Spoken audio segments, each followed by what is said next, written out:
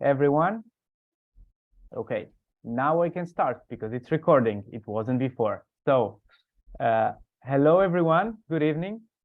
Uh, Welcome to this webinar, which is the third of a series on peace and peace ethics.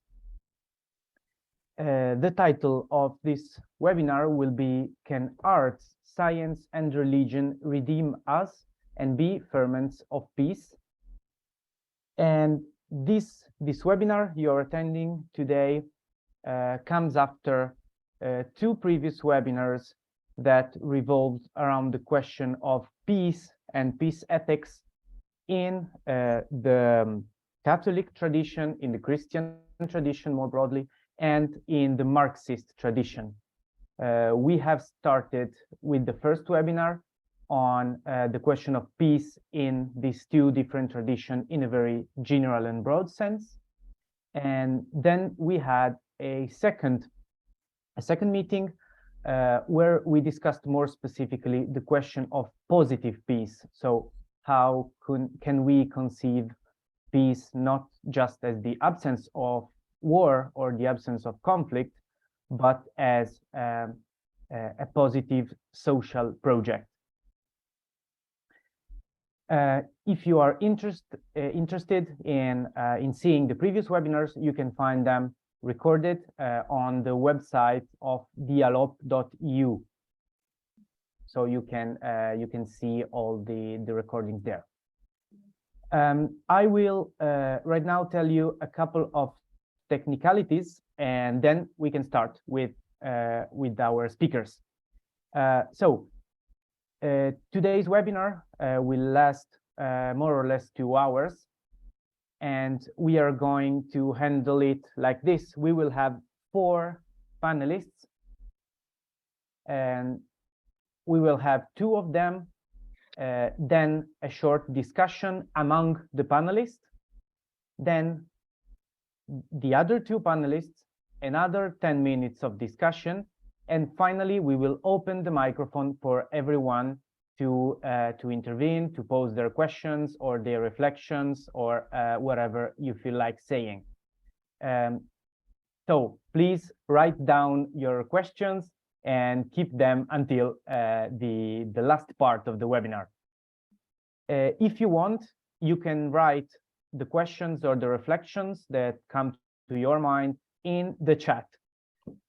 Those questions and reflections will be read at the end of the presentations. Okay, they will just stay there for a while. We won't be looking at the chat, and then we will read them and pose them to our panelists at the end of the presentations. Okay, so we can, without further ado, start, and I will just tell you a couple of words of introduction to the theme. Tonight's theme, as I already said, is the role of art, sciences, and religion for peace building and peacekeeping. Why arts, sciences, and religion?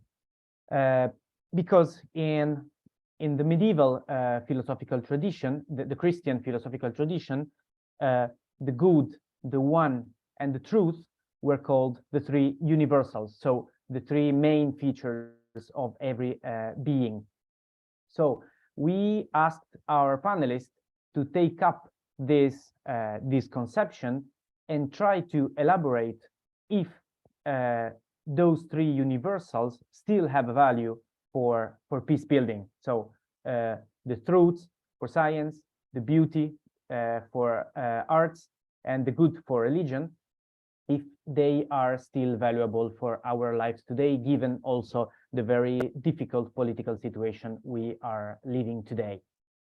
And so to develop these topics, we have tonight, as I have already said, four panelists, which I will now welcome.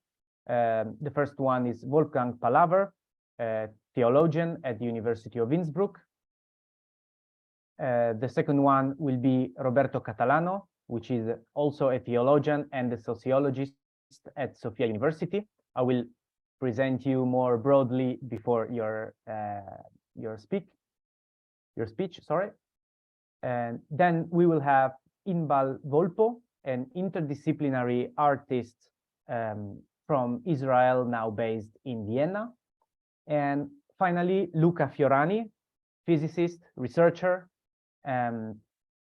also university lecturer in different organizations, which will close our meeting today. So without further ado, I now give the floor to Wolfgang Palaver. Yeah, hello Thank to you. all. Thank you for being here. And you should see now my screen. I will give a very short introduction into a part of a movie, a film on the American theologian, biblical scholar Walter Wink, who was born in 1935 and died in 2012. And you see now on this picture, first of all, a picture of Walter Wink. And you see also the book that is the basis of the movie, the clip we will show to you, The Powers That Be. It's a summary of the whole work of Walter Wink, and you see on the other side the German translation of this book. Who was Walter Wink? Walter Wink was a professor of biblical interpretation at Auburn Theological Seminary in New York. And he is famous for his Powers trilogy. So he wrote three major, very important books: Naming the Powers, The Language of Power in the New Testament, Unmasking the Powers, The Invisible Forces that Determine Human Existence, and Engaging the Powers, Discernment and Resistance in the World of Domination.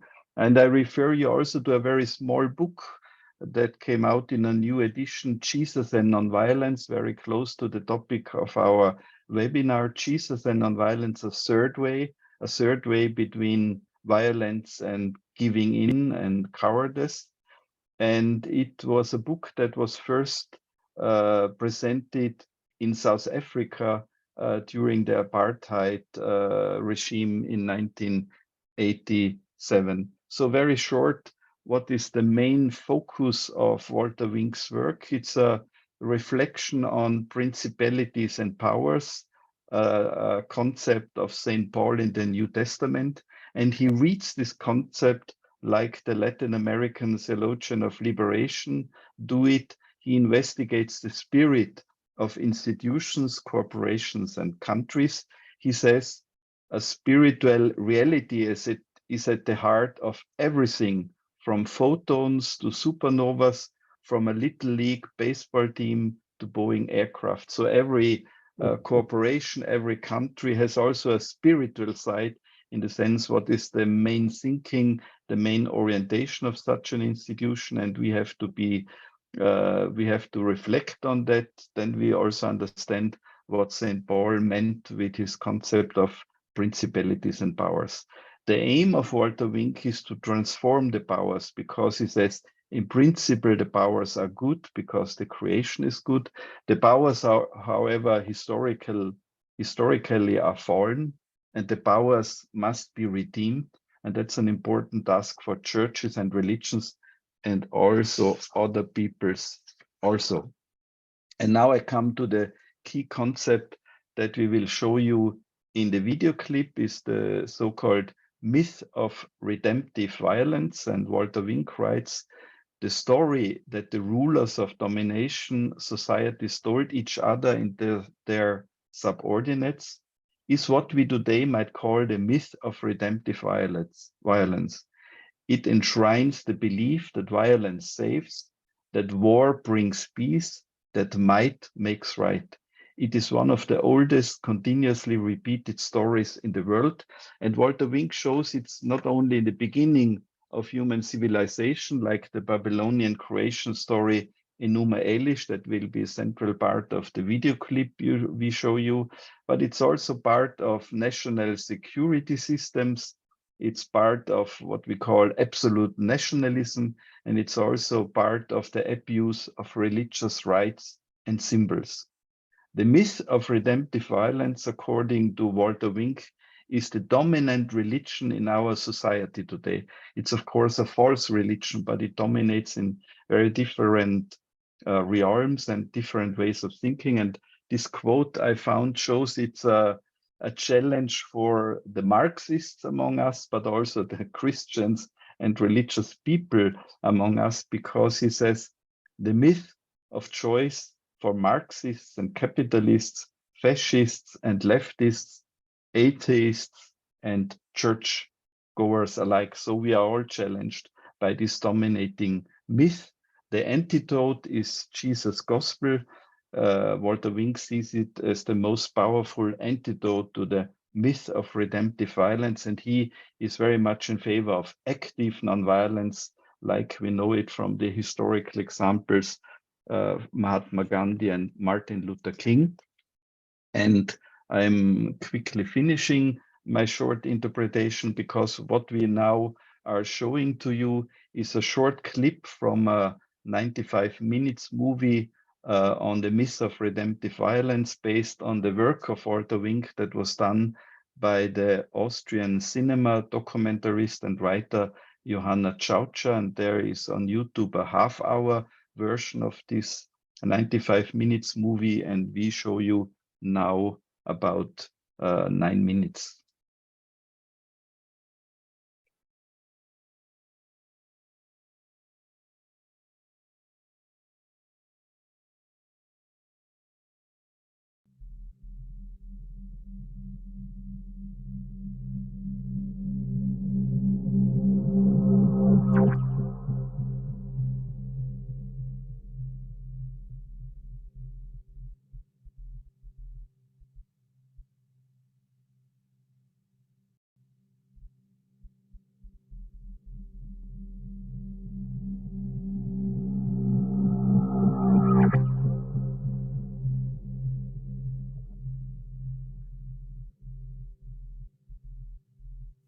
Der Mythos der erlösenden Gewalt ist eine schöne Formulierung, ein schönes Bild für eine einfache Grundüberzeugung, die sich seit Jahrtausenden hält und immer wieder in neuen Geschichten, Mythen, Bildern materialisiert. Diese Überzeugung, dass Gewalt retten kann und dass Gewalt daher legitim ist und Gewalt nötig ist.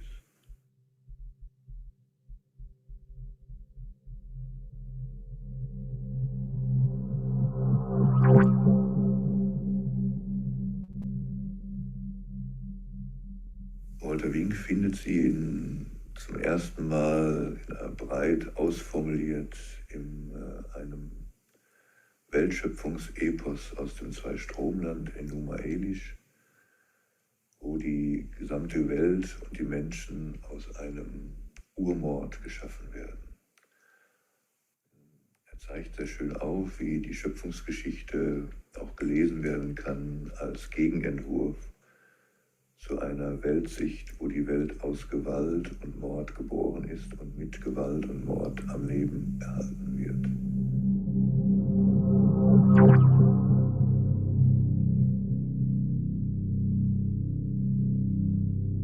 Als oben der Himmel noch nicht existierte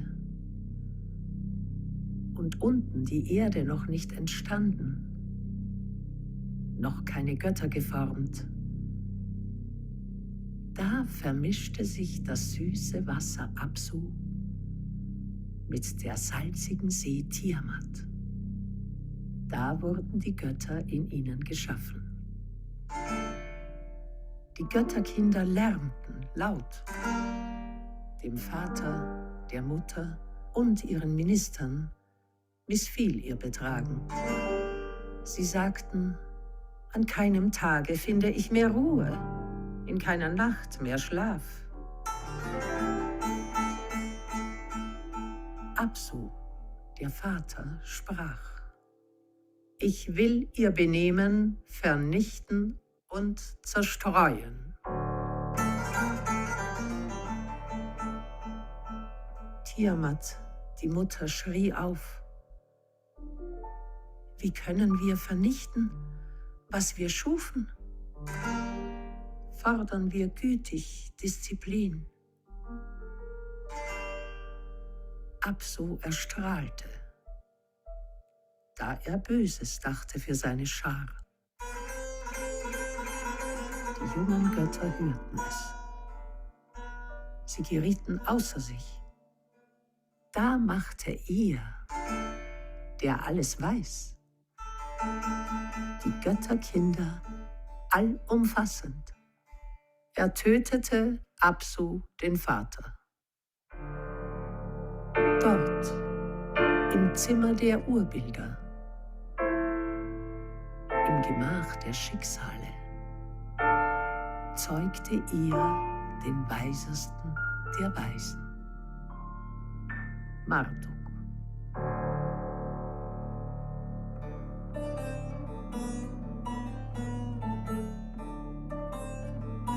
Angesichts dieses Gottes geriet die Mutter außer sich. Chaos machte sich breit.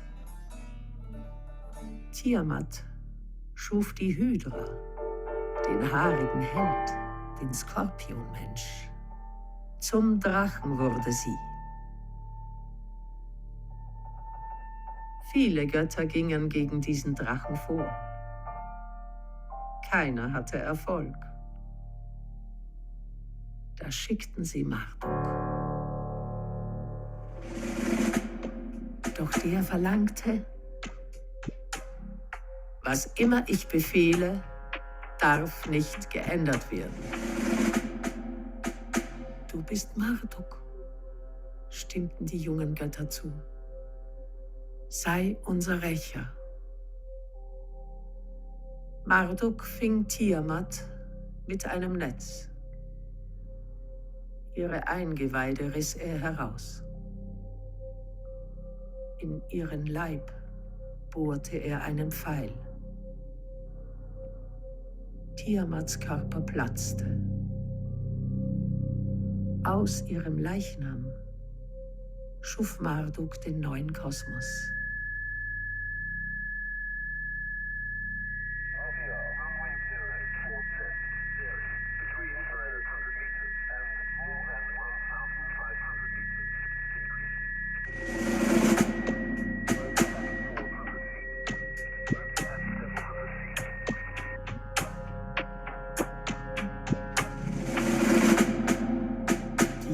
Götter küssten Marduk die Lippen. Niemand widersprach ihm. Er stellte Ordnung her. Zu erhöhen und zu erniedrigen stand in seiner Macht. Errichtet Babylon, befahl er.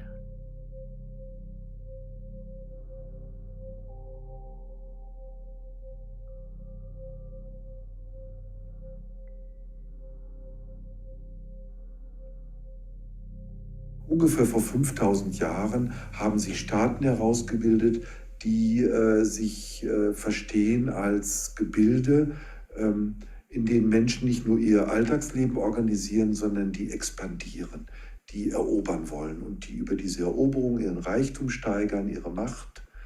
Und zur Legitimation dieses Vorgehens braucht es Geschichten, die zeigen, dass der Einsatz zerstörerischer Macht etwas grundlegend Positives ist, die also eine, man würde sagen menschlich, eigentlich eine kontraintuitive Erfahrung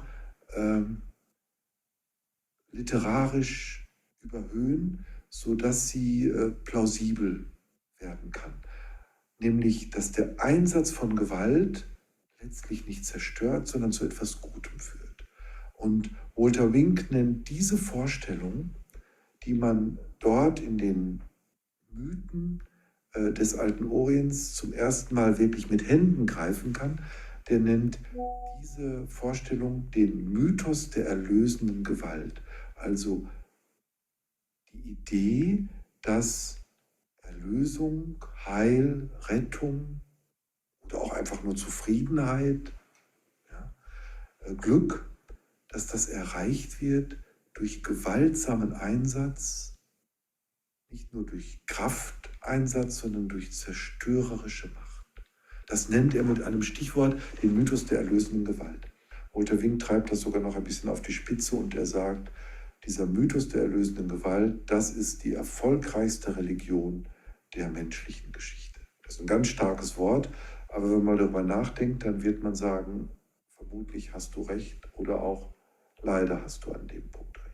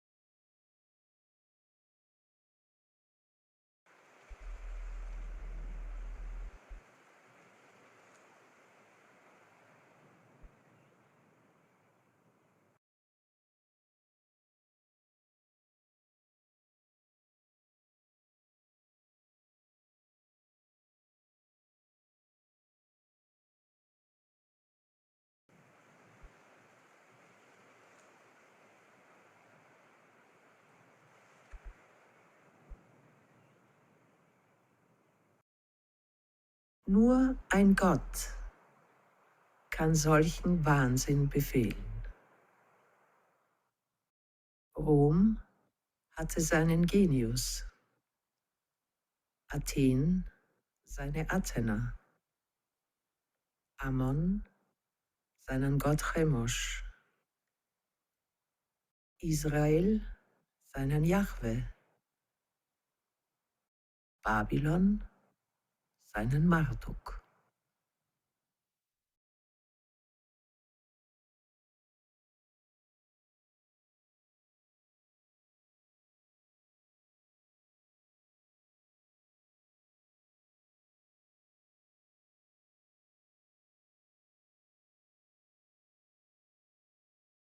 So it's Roberto's turn now.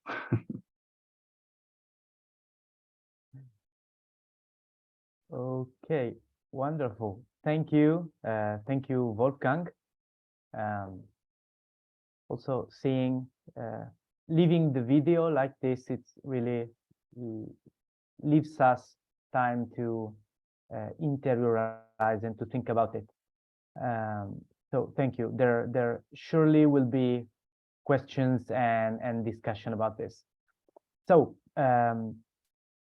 I can leave the floor now to Roberto Catalano, theologian as well, sociologist and expert in interreligious dialogue in Hindu Christian, Islamic Christian, and Jewish Christian dialogue.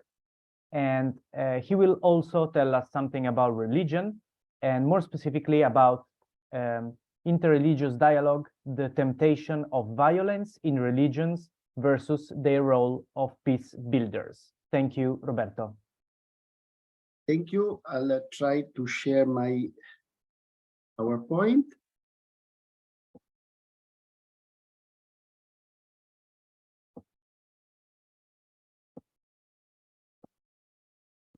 Here I am. I hope you can see it. Is that okay? Yes, it is. Yes. Yeah, okay.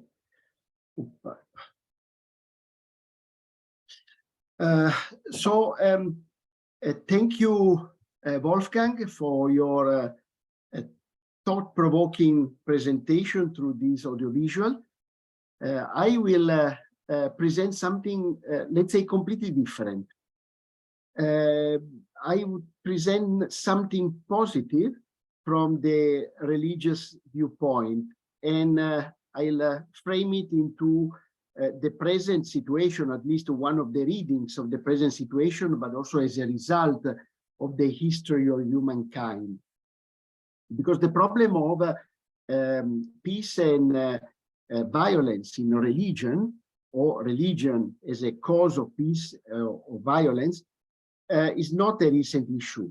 It dates back to the so-called, as we have seen, by the way, just now in the video, the so-called axial age, the period specifically decisive for the birth of several religious traditions. This is between, let's say, the 7th and the 4th, 5th century before Christ.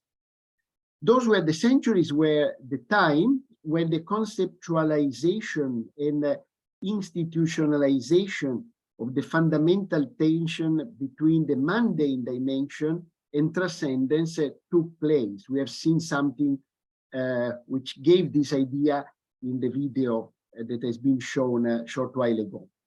And all this corresponds with the birth of almost all major world religions, which have survived till our times. They carried with it themselves an inborn contradiction. On one side, drawing inspiration from their sacred books, they invite their followers to keep away from violence and preach the ethics of universal fraternity. An example, the ancient Indian sages preached that Vasudeva Kutumbakam, the world is one family. And this is the epoch when the golden rule makes its appearance within all this civilization. On the other hand, we have a completely different picture, because these religions and cultures, at times the same text that preached peace, also encouraged violence and war. So religions have been inextricably interwoven with war and peace from the very beginning. Especially in Europe, clearly emerged the tendency to insist on the fact that religion has been the cause of all major wars in history. And this has been a real mantra, only partially true, especially in the last, let's say, century and a half. Significantly, in fact, the last two wars of past century had no religious connotation. Karen Armstrong, a famous American historian and geopolitic, said that yet so indelible is the aggressive image of religious faith in our secular consciousness that as a routine, we load the violent sins of the 20th century onto the back of religion and drive it out into the political wilderness. Today, still many of us are still convinced of the belligerent dimension of religions. All monotheisms, this is a position of many, are considered dangerous and war-oriented. They are more intolerant than other traditions and convinced that God is on their side and consequently cannot compromise. We have seen already enough scenes of violence, and we can recall in our history in the Western world. Now, because of these internal clashes that we had in Europe, the Christian states of Europe developed a sort of a charter myth of the sovereign nation state, where religion was relegated to the private sphere of life. This was around the 17th century. This was a dramatic development, as in pre-modern Europe, religion permeated instead all spheres of life and was inextricably interwoven with all of them. This represents one of the main points, by the way, of the problems that we in Europe and Western world in general experience today in the globalized world, where all cultures and religions intermingle together, because this is not the same experience the others went through and are going through. In the last 2 centuries, for the Western world, it's been quite natural to distinguish the different spheres of public and private life, to which politics and religion respectively belong. This distinction has progressively become division and finally separation, causing the relegation into exile of the religious dimension. For other cultures, this is simply unthinkable. Now, will religion disappear in the 21st century? In the last 2 centuries, the Western world has entered into a progressive process of secularization that in more recent times had become rampant and further developed and accelerated by globalization. Religion did appear destined to disappear. Yet, surprisingly, something unexpected happened. God's Revenge is the title of a famous book by a French author, Capel, or a progressive return of religion from the exile, famous title of a famous article. In 2015, Rodney Stark stated that the world is more religious today than what has ever been before, a massive religious reawakening against all forecasts. Even Peter Berger admitted that he was wrong when he stated his conviction that religions were destined to disappear. Today, we also witness a resurgence of religious fundamentalism in all religions, starting from Christianity, Judaism, Buddhism, Hinduism, and of course, Islam, which is the stereotype of fundamentalism. But fundamentalism is permeating all religions, though in very different ways. Anyway, this is not the whole story. In the course of time, there have been amazing examples of cooperation among states, kingdoms, communities, or different religions and cultures. These phases in history created long spans of peaceful coexistence among people of different cultures and religious traditions, and played a crucial role in processes of integration. I just propose 3 examples, little known, most of them to the majority of us. In 1076, before the Crusades, in Northern Africa, between a Christian community and the local Muslim ruler, something very interesting happened. Protagonists were Pope Gregory VII and the ruler of Mauritania, Al-Nasir. As I said, we were before the Crusades. In the kingdom of Mauritania, which was ruled by this Muslim caliph, the city of Hippo, from where St. Augustine came from, was without a bishop. The clergy and the people elected one servandus, who could not be consecrated bishop due to the lack of the necessary minimum number of 3 bishops at the local level to consecrate him. The caliph, the sultan, sent the elect to Rome, and he, as a Muslim, asked the Pope to lay his hands on him to ordain him as a bishop.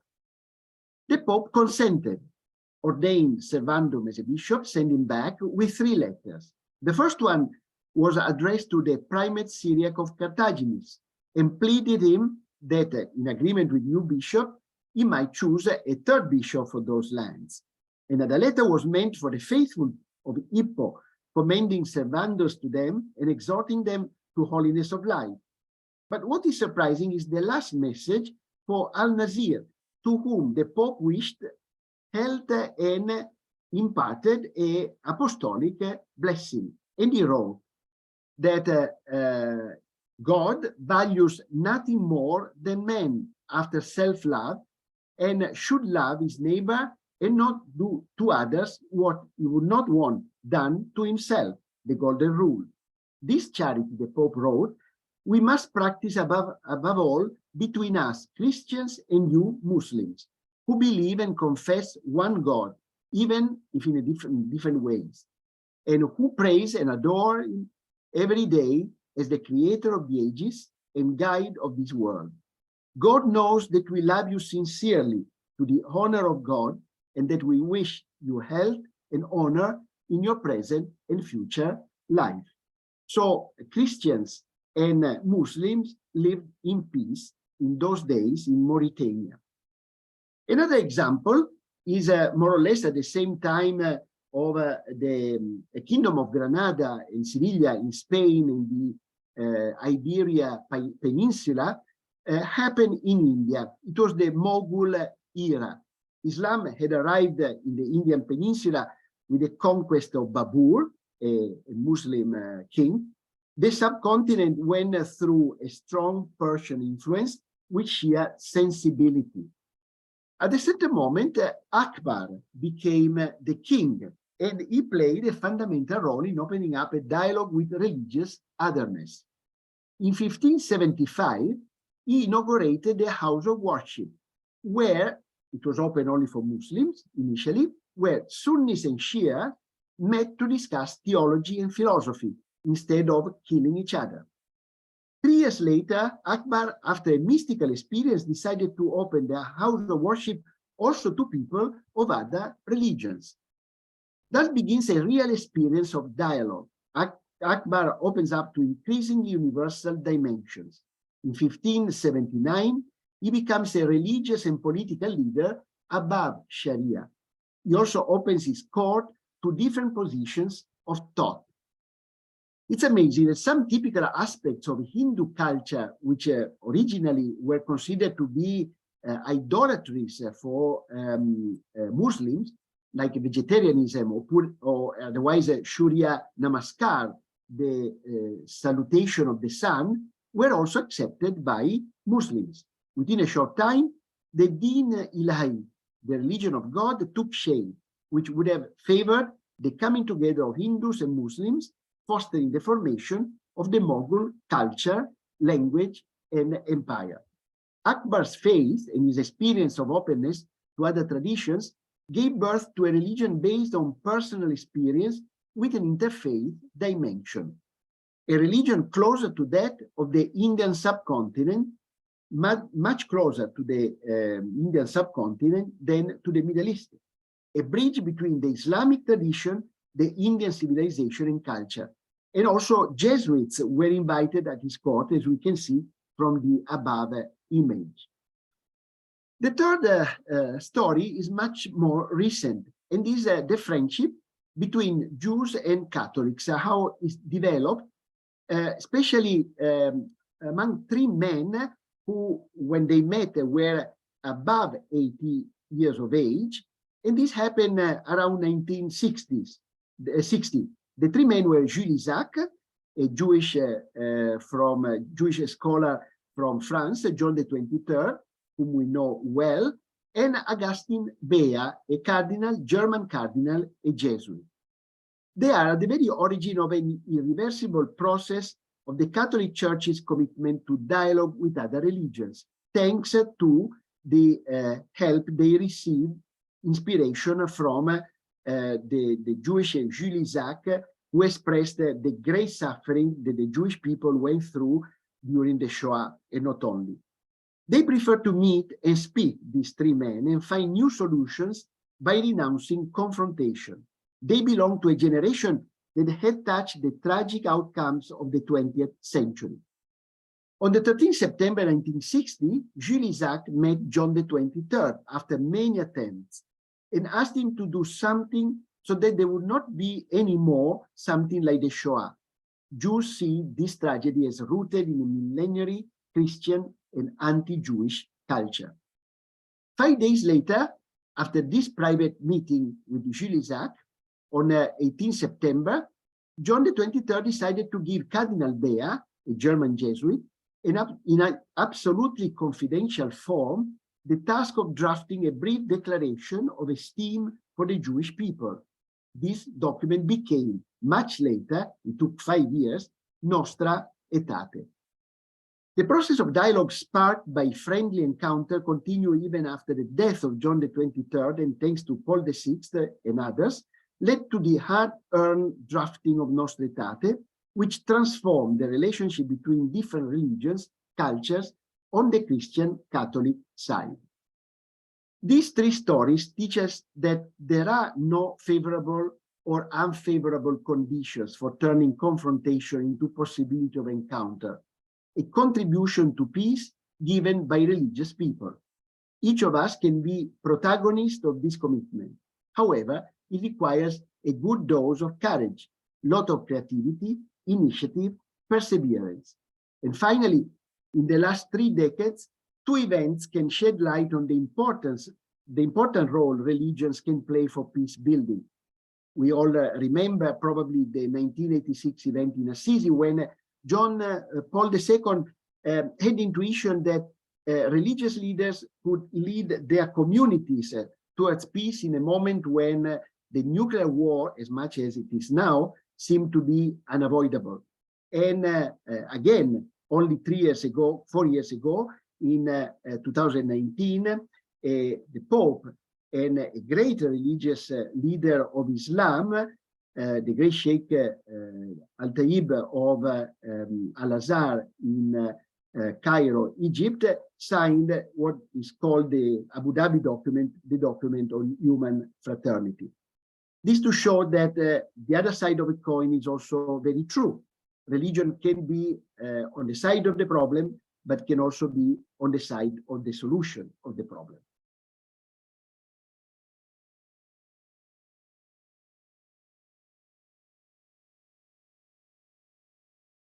Great.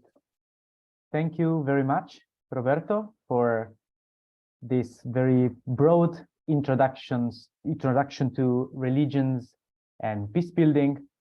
And it's a very interesting balance, I would say, between these first two talks, between the myth of redemptive violence and on the other side, these examples of religions as peace builders in themselves. So we'll go deeper into that. Right now, we will take 10 minutes for a brief discussion, comments, and questions from the panelists for these two first presentations for Wolfgang and Roberto. So I will now open the microphone also for Ingvar and for Luca to comment or to reflect or to pose questions or whatever. So, and of course, to Roberto and Wolfgang, if you have something to comment to your presentation. So the floor is yours.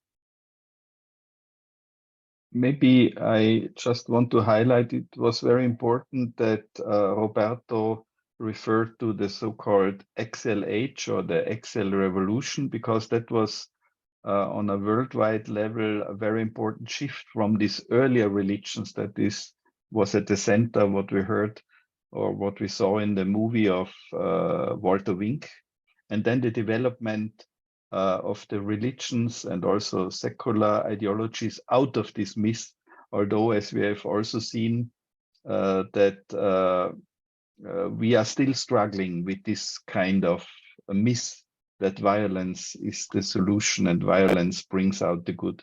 I only want to mention one thing. In addition, I did not like really in the video clip the reference to Yahweh in this very simple way, because if we focus on the image of God in the Hebrew Bible, we see already the development of the image of God there. So that was a little bit too simple in the movie, because there is a development in the theologies and the images of God. And because Roberto referred in the end to the Christian Jewish dialogue that was so important for the Catholic Church, we should also not put, so to say, Yahweh, the God of the Hebrew Bible, on the mythological side of just nothing but the myth of redemptive violence, because we have a lot of examples in the Hebrew Bible where you see this development towards a much broader concept of God, turning towards a God of nonviolence.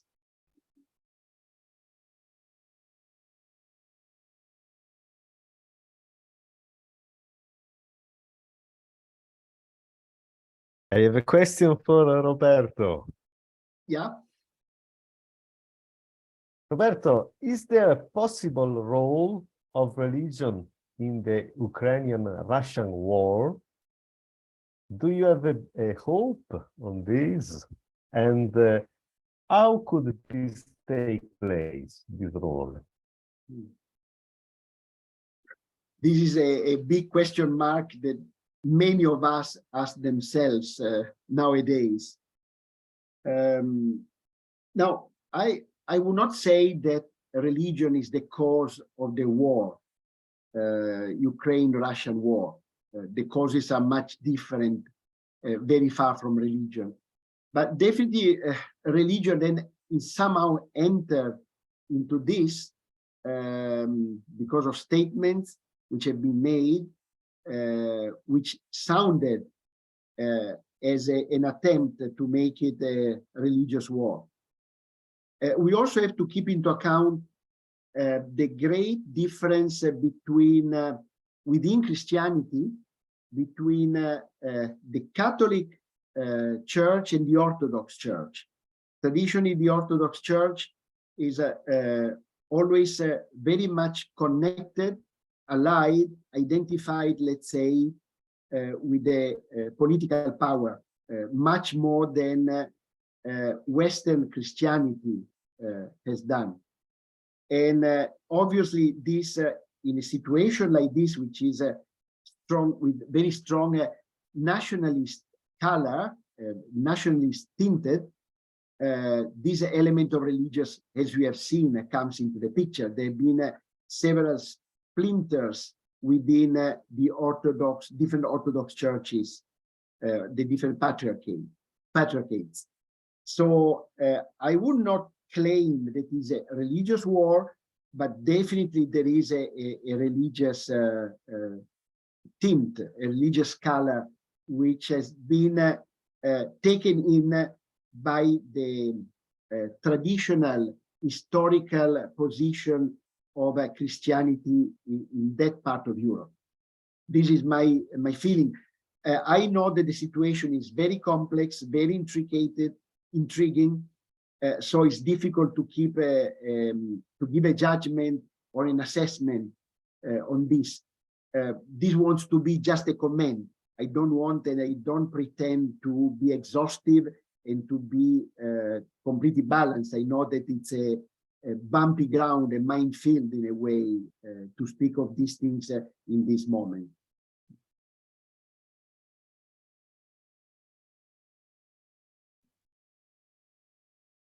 Thank you. Thank you, Roberto and Luca, for the question, of course. Are there some more questions or comments?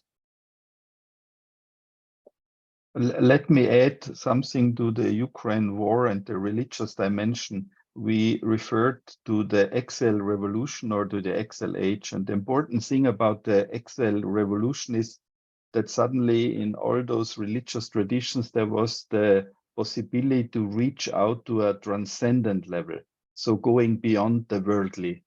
And in some way, whenever religions are just focused too much on worldly politics, on money and economics, and forget the transcendent level, they turn out to be violent. And if we look a little bit on the Russian Orthodox Church as it is practiced by Patriarch Kirill, he's much too much focused on the money he got from the state, the close relation to the state. So in some way, this is in some way falling back behind the most important achievement of the Excel revolution, which needs an orientation towards a transcendent level that detaches us from those worldly goals.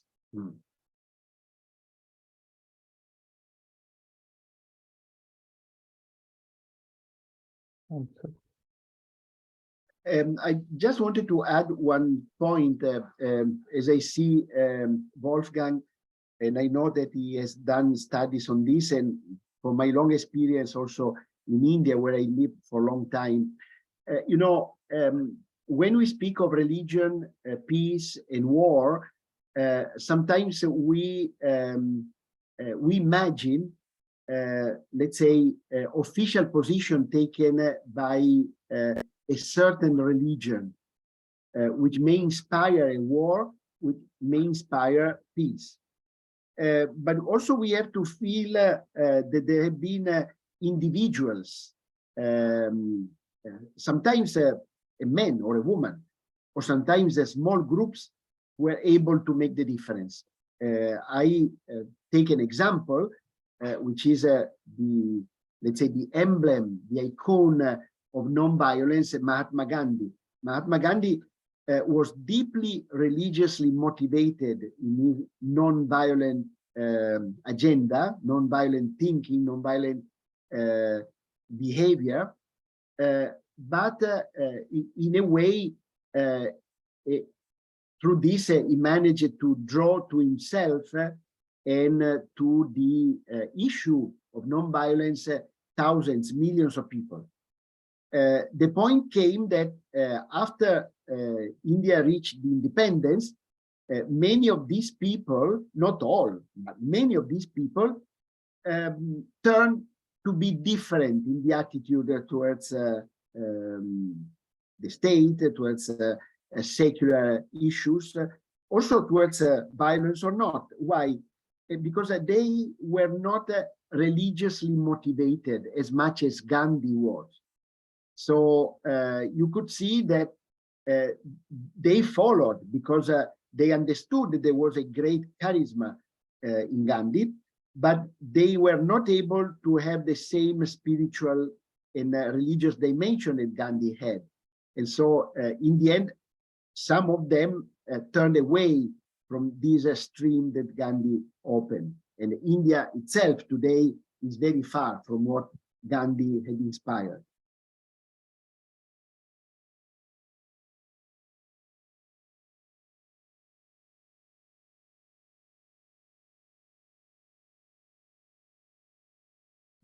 Okay, thanks. And we can, I think, move on with our presentations. I hope you all are writing down your questions and comments because I feel that there are many things more to say about this topic. And we will now sort of continue over the question of violence and the role of religions in a way, because I am now leaving the floor to Inbal Volpo, which is an interdisciplinary artist whose works have been exhibited in cities across Israel and in Vienna, where she is based right now. She studied in Tel Aviv University, and beyond her work as an artist, she is also engaged in the field of arts education. And she will now present us something about the role of arts in the Israeli-Palestinian conflict. So thank you, Inbal, for being here tonight. Thank you. Can you see me okay in the presentation?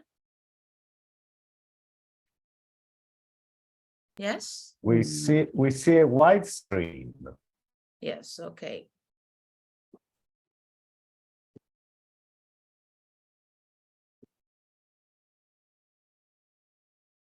And how about now?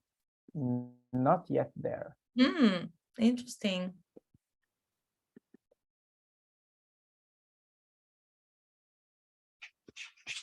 Let me try this again.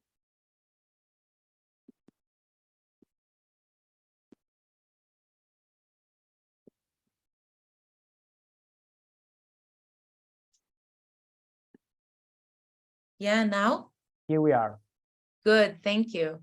Thank you for waiting. So, hello, my name is Inbal Volpo. I'm an Israeli artist living currently in Vienna for the past 4 years.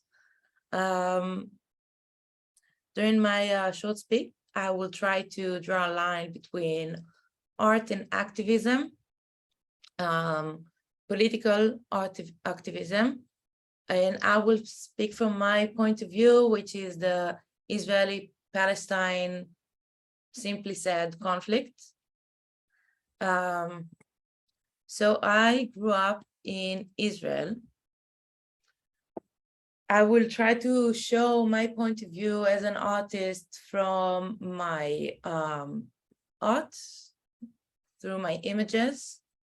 This day I live in Vienna, and for the past 3 years I've been a part of a collective, art collective, One State Embassy.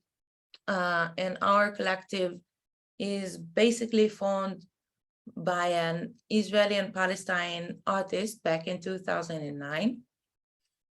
Today in our collective, we have artists and thinkers, writers, musicians from Israel, Palestine, Austria, and Serbia. I will tell you a bit more about my background to, in a way, show the Israeli-Palestine conflict. I come from what you know as the West Bank, which is I would say, conflict zone, undecided conflict zone. The place that I grew up in is called Oranit, is a settlement that is based directly on the Green Line border. Those of you who don't know, the Green Line border is originally decided in 1949 as a border to stop the war, the current war that was back then, the independence war of Israel. The past 20 years afterwards, it was not recognized due to Israel occupying those lands. 1967, Israel took back those lands, and since then, been trying to establish this line as the borders of Israel. Back in the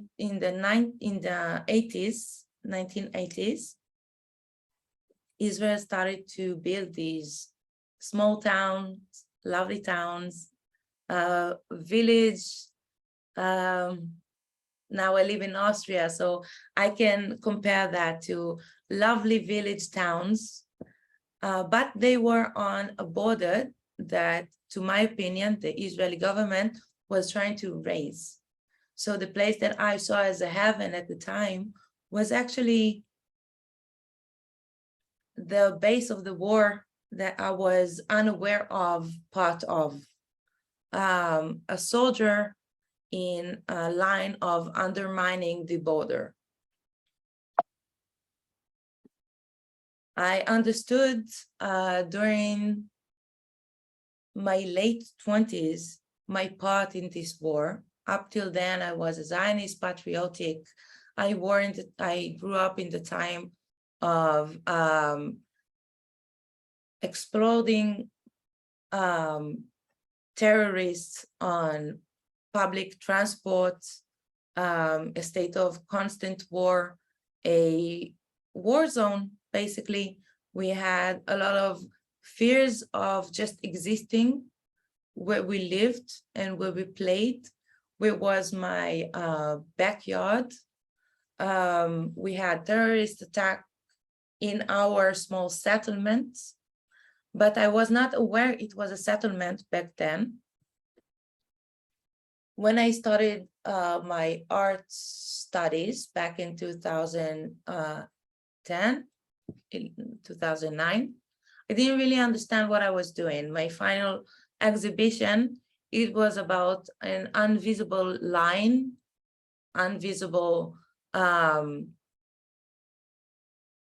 In this work, you can see actually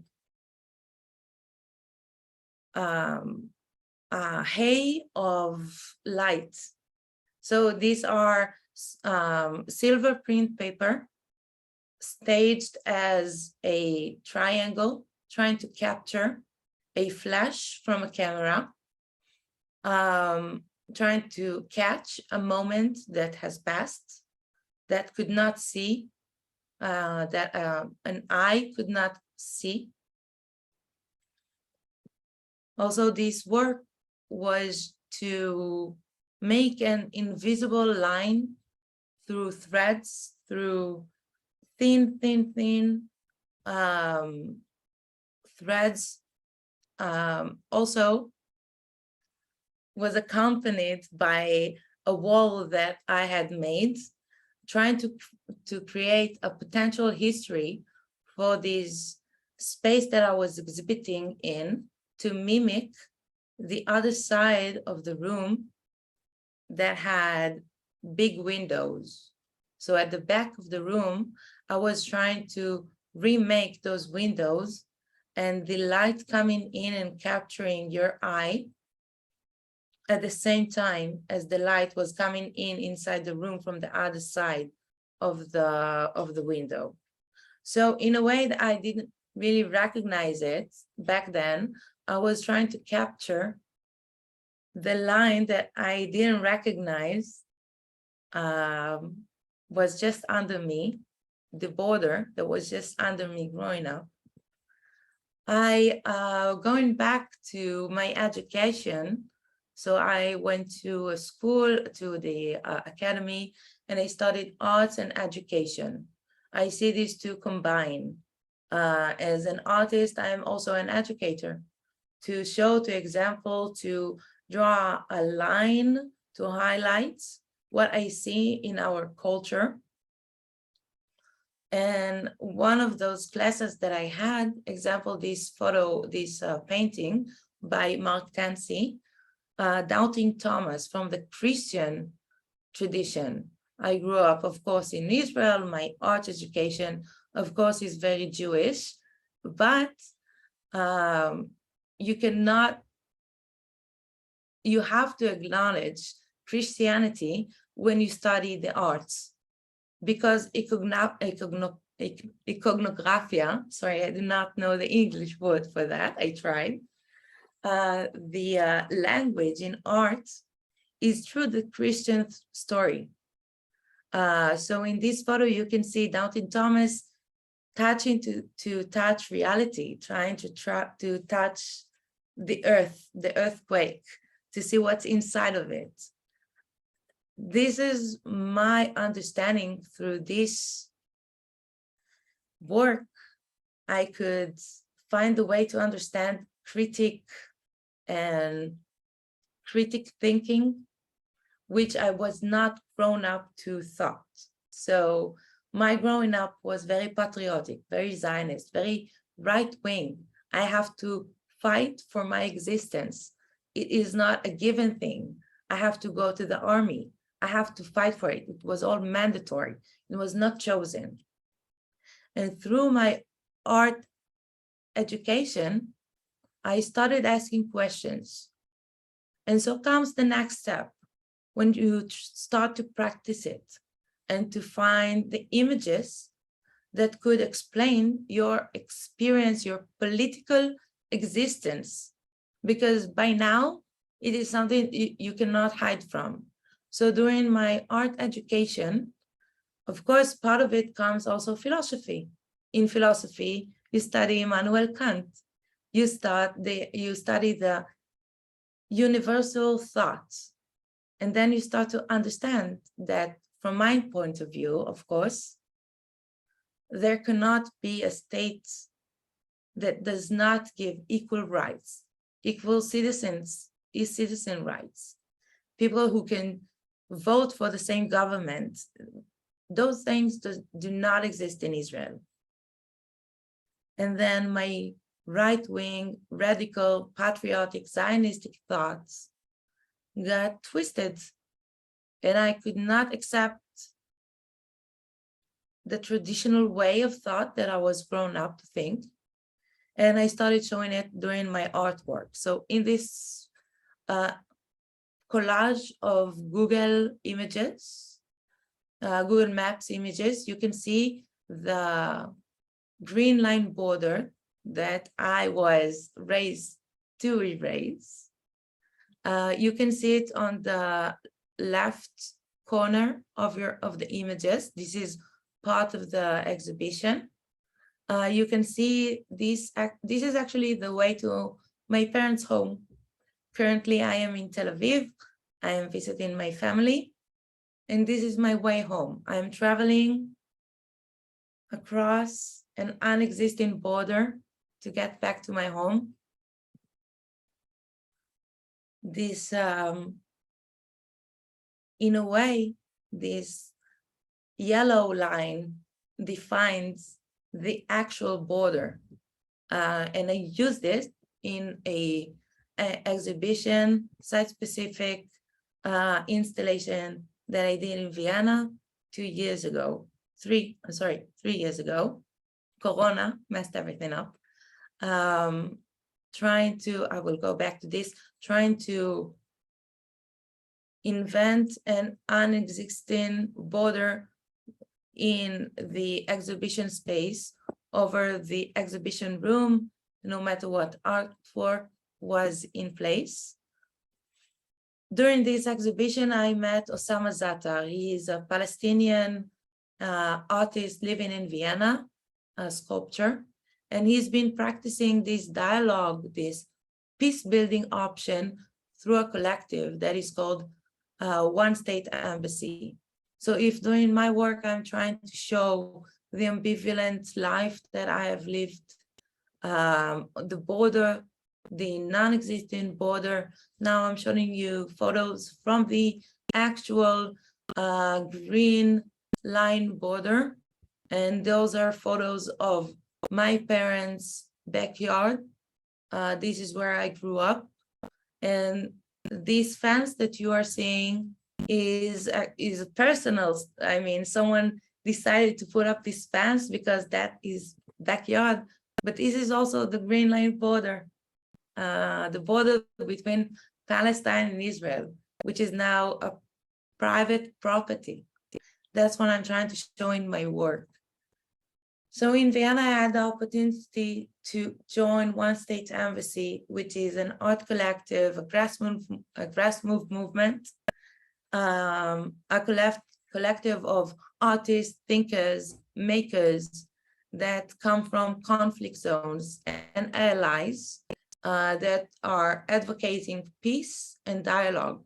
And together we work to exhibit another option, another way to go through this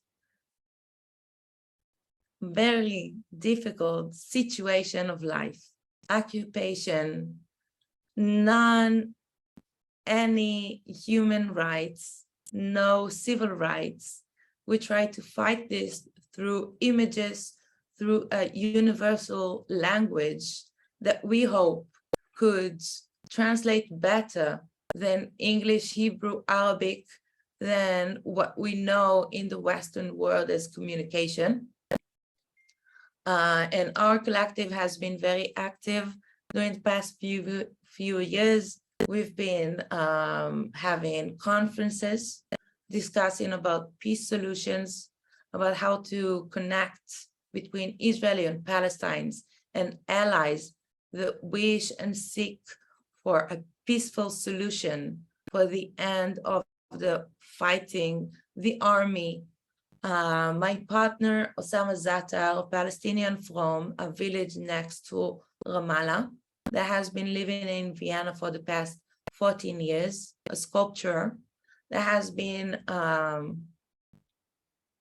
practicing sculpture as a way to fulfill a dialogue.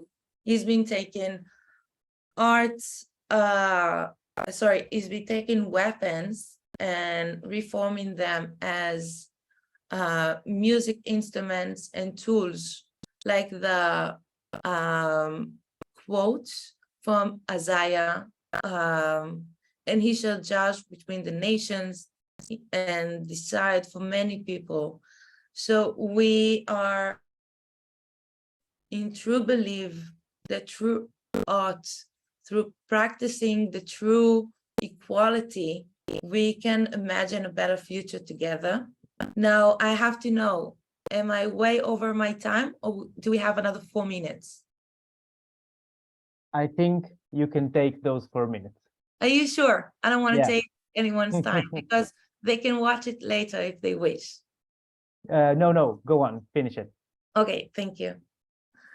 So basically what I wish to show you for the end of my presentation is a video made back in 2009. If you know the political situation in Israel and in Palestine today, you cannot believe how current, how on point, and how punct this video is, imagining a situation where Israel was not even established, where it was a one-state solution back then in 1909. And this video uses actual archive, and during that, using it, trying to show a different narrative. So I will leave you with this, and I thank you for listening.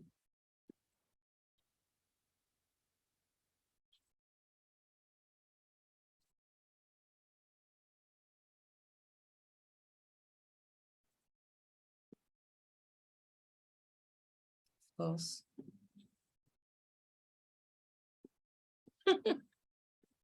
Sorry.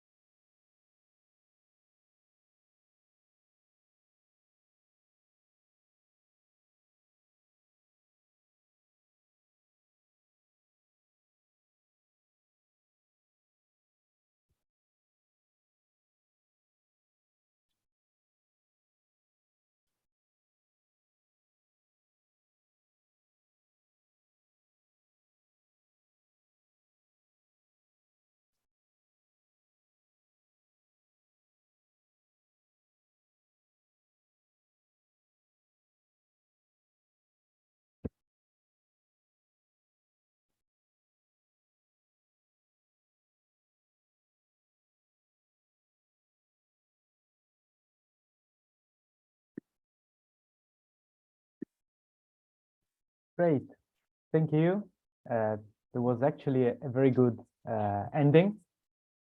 So thank you once again, Inbal, for your very passionate and experienced presentation. Before starting the discussion, last but not least, I will leave the floor to science. After the arts, we can hear something about the role of sciences in peace building. And I hereby leave the floor to Luca Fiorani, physicist, specifically in laser applications, if I understood that correctly. He is a researcher in different organizations and a university lecturer in physics and sustainability. He works also as a science communicator and an environmental activist. And he wrote extensively on physics and ecology. He will now say us something about science without borders, the universality and limits of science. So thank you, Luca, for being here. Thank you, Federico. Thank you all for coming. Before starting, I would like to show you the book I'm reading now, and the title, maybe you can see it. No, but no way. Okay, now you can see it. And the title is, I translate from Italian, Literature Will Save Us from Extinction. So it's a book on climate change and the way literature will raise awareness. And now we know that not only literature will save us from extinction, but probably also arts, performing arts, as Inbal showed us just now, will save us from a war. Let's hope this will be the case. So, but I cannot continue to speak of art or literature because it is not at all my field, and I come immediately to science, sharing my screen, and the title I am given is Verum Science, and the subtitle is Science Without Borders, Universality and Limits of Science. So I divided my talk into parts. The first one is universality of science. And let us start asking us some questions. Why the lightning? How is electricity generated? How does starlight reach us? How does the phone work? Maybe someone of us is participating to this webinar with a phone. Okay, universality of science. Why science is universal? But simply because it explains many different phenomena in the universe. This is probably the first meaning of the universality of science. You see here the explanations, or if you want the answers to the 4 questions I just put on the screen. So you see the lightning, the generation of electricity, the propagation of light, and the functioning of life. But there is another meaning of universality of science. You see here 4 equations. You can write them in a ticket. You go into a restaurant and you have a small ticket at the end, and you can write down these 4 equations in this ticket. So it is a very small surface, but in this very small surface, in this tiny part of the universe, you can write these 4 laws. And all the above phenomena and many others are explained by these four equations. And many of you have recognized Maxwell equations.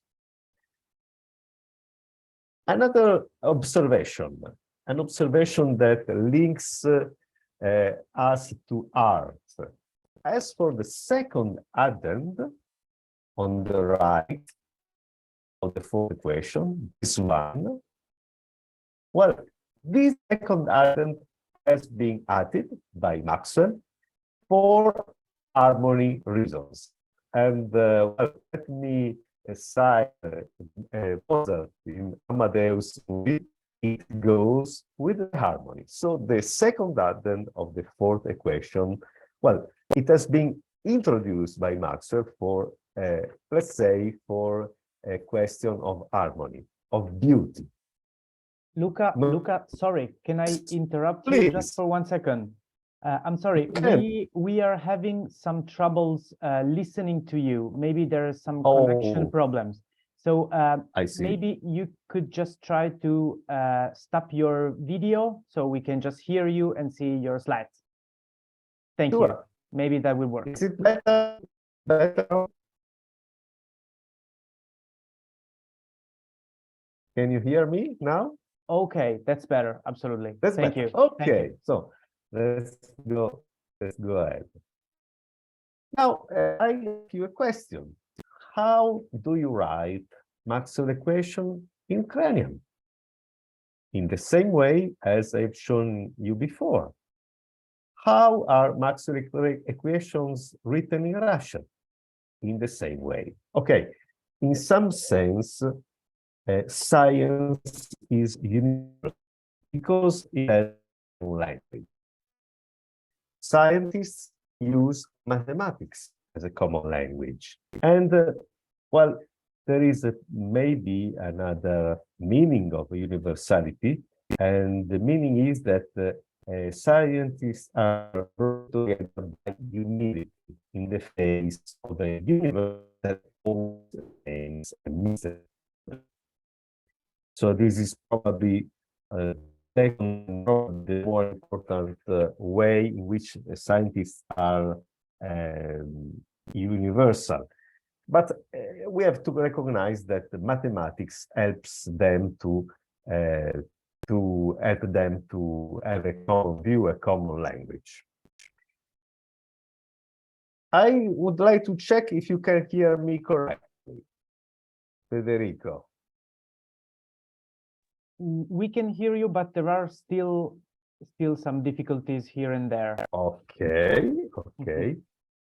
We can also try, if you want to, I can try another connection.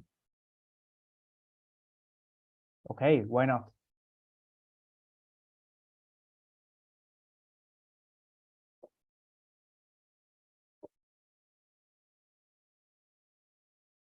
How is it? How is it now? Seems better. Try and share again your screen, and let's see if that keeps. Okay.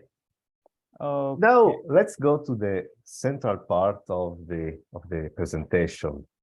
Top initiatives of scientists for peace. Well, let us start with a sentence said by Robert Oppenheimer. Robert Oppenheimer was a physicist, and he was the director of the Manhattan Project. The Manhattan Project was the project led by United States from 1942 to 1945 to build the nuclear bomb, the atomic bomb. The bombs we have seen in that have been dropped in Hiroshima and Nagasaki. And in 1945, he said this word: physicists have known sin. The point, the story of the atomic bomb started in some sense on 2 August 1939. Leo Szilard convinced Albert Einstein to send a letter to Roosevelt President of the United States at that time, urging the development of the atomic bomb, which led to the creation of the Manhattan Project. 5 years later, 2 atomic bombs are dropped, one on Hiroshima and the other one on Nagasaki. Few more words about Robert Oppenheimer.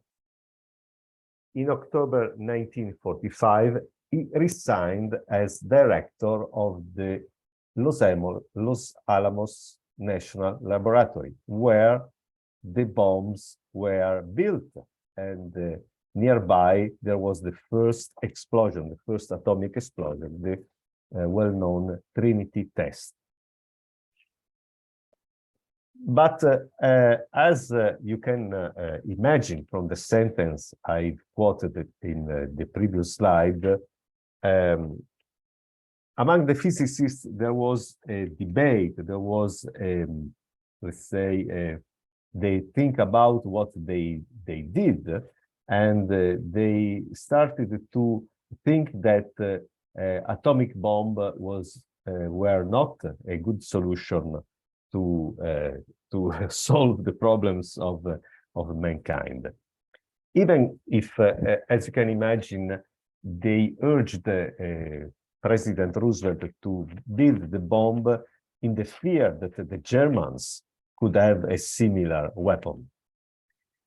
Anyway, in 1946, Robert Oppenheimer recommended an international authority for the peaceful exploitation of nuclear energy and the elimination of atomic weapons. And now we have this international authority, and it is the well-known International Atomic Energy Agency. In 1949, he opposed the thermonuclear bomb. In fact, it has been developed under Edward Teller, the guidance of Edward Teller. In 1954, he was tried because suspected of espionage, and he was rehabilitated in 1963. Another key figure is Polish, well, let's say it in English, Joseph Rotblat. He is a very peculiar figure because in October 1944, upon learning that the Germans had given up on making the nuclear bomb, he decided to leave the Manhattan Project. Not only in 1954, soon after the explosion of the first thermonuclear bomb, he met with Bertrand Russell, asked his help, and promoted the manifesto that was signed also by Albert Einstein, that regretted to have signed the letter, the Szilard letter of 1939. And this manifesto was signed also by 8 other physicists, Nobel laureates.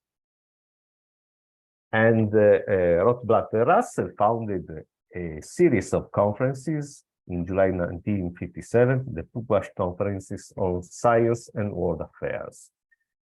And these conferences was awarded the Nobel Peace Prize in 1995. This prize was awarded jointly to Rotblat and the conferences for their efforts to diminish the part played by nuclear arms in international politics and, in the longer run, to eliminate such arms. Here I have the Pugwash Pledge. Well, let's try to read it quickly. It is the Pugwash Pledge for young scientists, young physicists, and they say, I promise to work for a better world where science and technology are used in socially responsible ways. I will not use my education for any purpose intended to harm human beings or the environment. Throughout my career, I will consider the ethical implication of my work before I take action. While the demands placed upon me might be great, I recognize that individual responsibility is the first step. on the path to peace. So, as you can see, a very condivisible position. Another initiative, important initiative, is the Bulletin of the Atomic Scientists, established by Einstein and Oppenheimer as a first chair. And they define themselves as follows. The bulletin equips the public, the policymakers, and scientists with the information needed to reduce man-made threats to our existence. And for sure, you know their doomsday clock. And please note that in 2023, we are very close to the destruction of our world. We are at 90 seconds to midnight, the first time that we have this result. Other initiatives, for instance, the Ettore Majorana Foundation and Center for Scientific Culture, founded by Italian physicist Antonino Zichichi, and also they have a statement for peace, for reduction of nuclear weapons, the Erise Statement, released in 1982, and they received the visit of John Paul II in 1993. There are other initiatives, Science for Peace and Health, in international initiatives, started by medical doctor Umberto Veronesi, Science for Peace in Canada by University of Toronto, and another Italian, just to quote Italy, my country, the Union for Scientists for Disarmament, and they are linked to the Pugwash conferences. Well, maybe it is worth to note that every 10 November, UNESCO celebrates the World Science Day for Peace and Development, and there is an initiative, a joint initiative between Interparliamentary Union and CERN. They launch the Science for Peace schools in 2022. The last part is the shortest one. I will be very quick.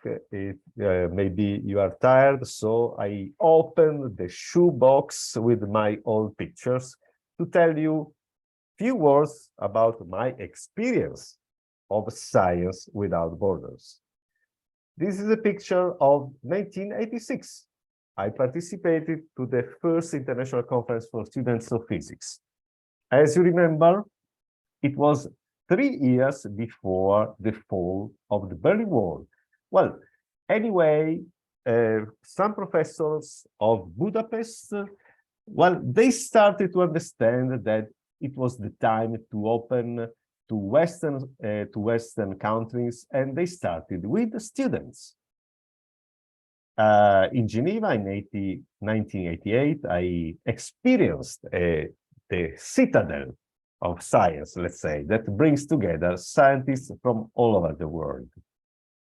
And also in Stanford, US, just to say a country that maybe it is involved now in the present war of Ukrainian war. Well, I was there and I experienced that Stanford University was open to scientists from around the world.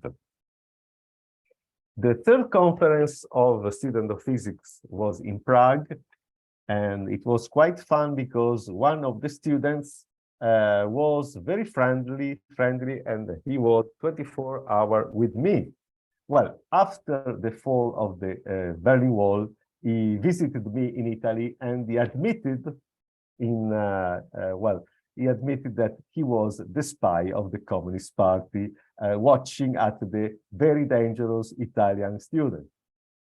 Okay, some pictures from Russia. It is important. I would like to show you that we still have a friendship with the Russian, and as can you imagine, many difficult problems can be solved in front of some vodka and some good food and dancing in the Siberian taiga. Here you can see some physicists from Tomsk, Siberia, in Rome, and a visit that I have I had in Tomsk in 2006. Another fun experience was in the Polish research vessel Oceania. And well, I gave them some course on making pasta, and I learned that you can drink alcohol for laboratory purpose and mix it with some tea, and it is very good if you don't have anything else to drink. Now I finish with, well, partially a sad story. I was invited in Tomsk in 2021, but unfortunately, I couldn't get there for the pandemic. And more sadly, I have been invited to go there for next September, and I cannot go there. But, well, let's say it is partially sad because we can be happy that we still have a relationship, and I've been invited to give a lecture. And it is sad that, unfortunately, it is nearly impossible to get there. Thank you for your attention, and I acknowledge the help of Dr. Vincenzo Ciolci for giving me very helpful material for the central part of this presentation.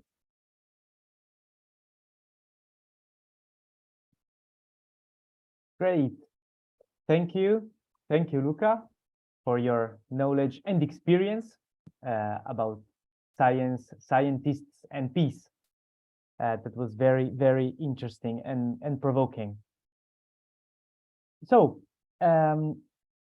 I propose, as we have still a good 20 to 25 minutes to discuss, I'd say that we might not divide our time between the discussion among panelists and with all the others. So yeah, I see that could work. So so I can now open the floor to anyone in the public or among the panelists, of course, if you have further comments and questions. Any one of you can just jump in and make their questions. And so the floor is all yours. And I can also dare to say if there is someone who is not comfortable enough making questions or comments in English, and you know either Italian or German, just write your questions down in the chat, and Luisa and me, we will try to translate them for our panelists. So don't be shy. If you don't want to speak, just write.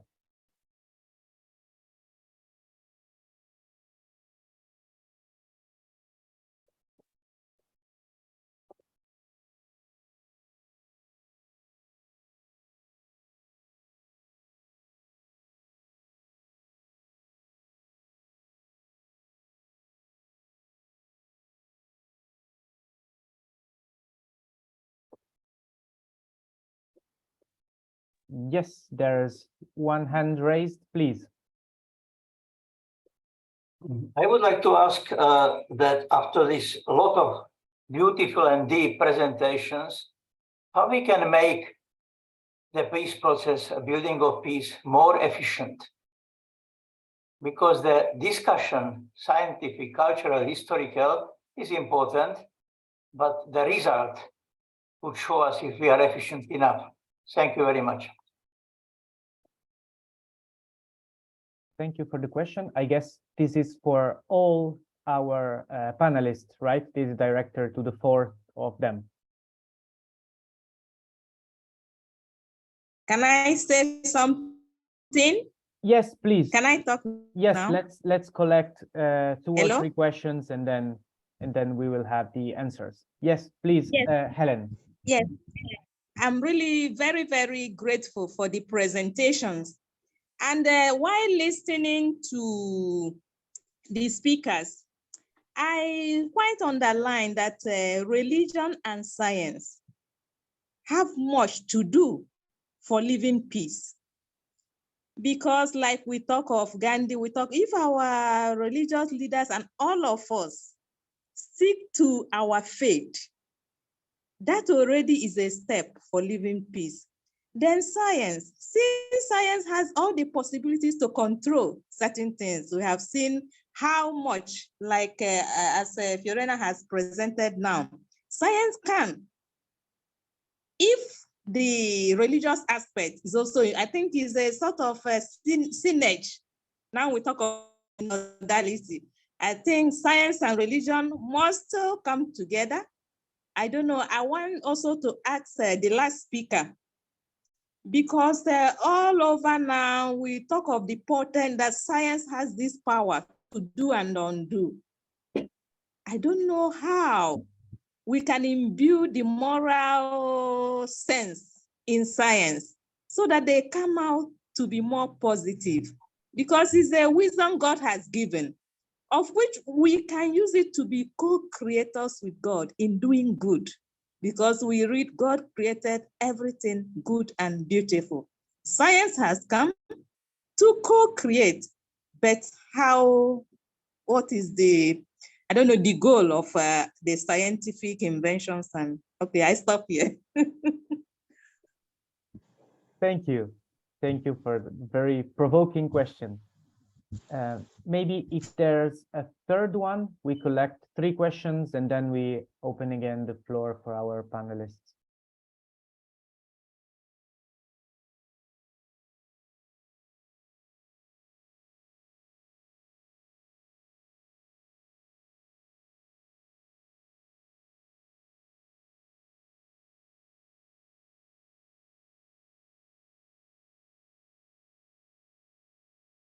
Okay, I don't see any other raised hands for the moment. So I just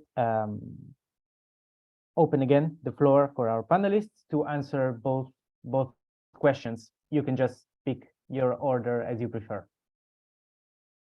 Let's just start from the first one about efficiency.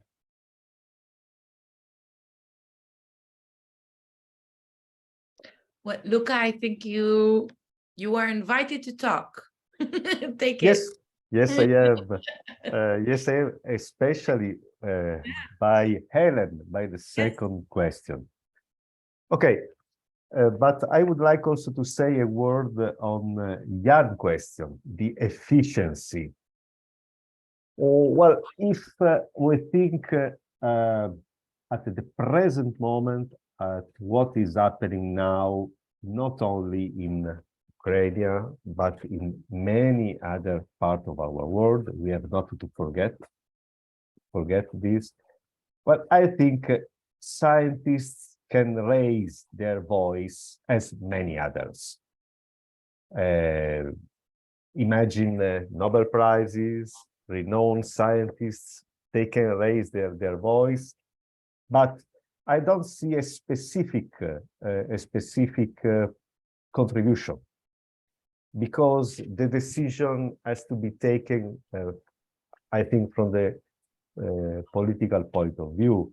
It is not matter to use or not using a special technology, a new technology. Yes, of course, new technologies are tested during wars, but they have been already produced by scientists in few years ago. If you test them in the field, on the field now, they've been produced earlier. It is probably more intriguing for me, the second question. And the second question, well, we have to admit that the awareness of physicists in particular and scientists about the consequences of what they study in their laboratories has been an historical process.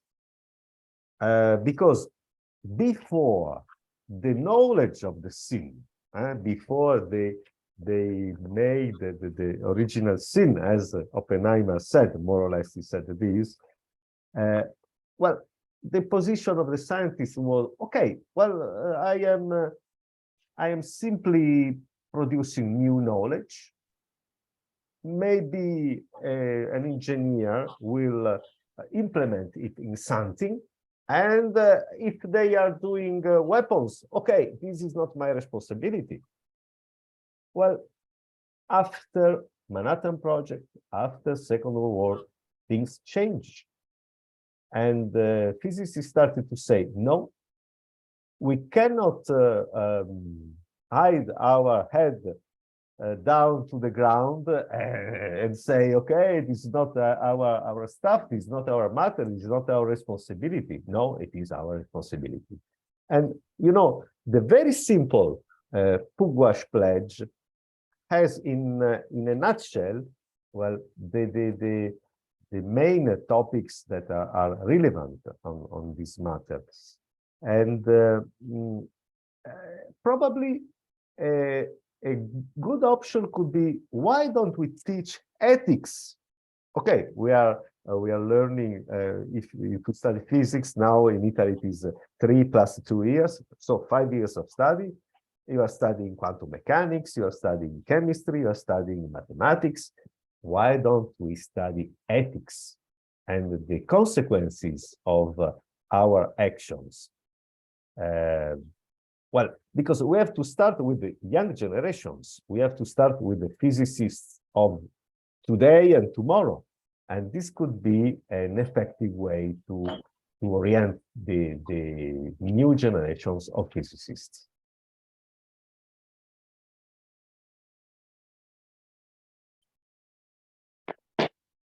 Maybe if I can add, yeah, it's okay. I mentioned in my during my speech that when I started studying arts, I also studied philosophy.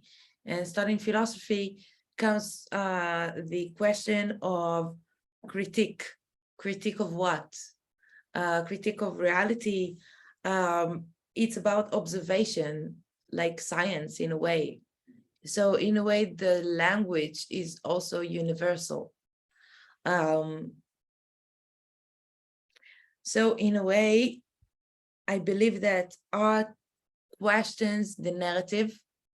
So it is more in touch with science than religion, to my point of view. And in that way, you have to recognize the ongoing processes. So as an artist, I'm very aware of the next problem would be climate refugees. I come from the Middle East. So I look at the next huge problem the universe would have to face. How do we face that? In that way, I feel that art, like science, have the opportunity to tell you what comes next. What is the next, or what is the ongoing process that maybe, how do you say, shigra? Routine, yes, routine might make you not see the ongoing process next to you. In that way, art, science, and I might think that also religion has the role in your life to put on that black, red flag and telling you, please note, this might happen. So I feel that in this webinar, in this discussion, we highlight those notes that we should acknowledge, that we should take care of before moving on in our daily routine. Thank you. Thank you. Is there something to add about those questions?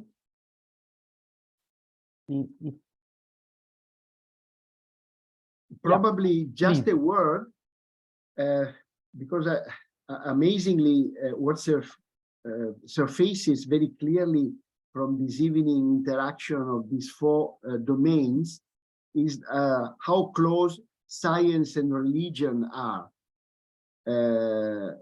I mean, they are very far, but they are very close.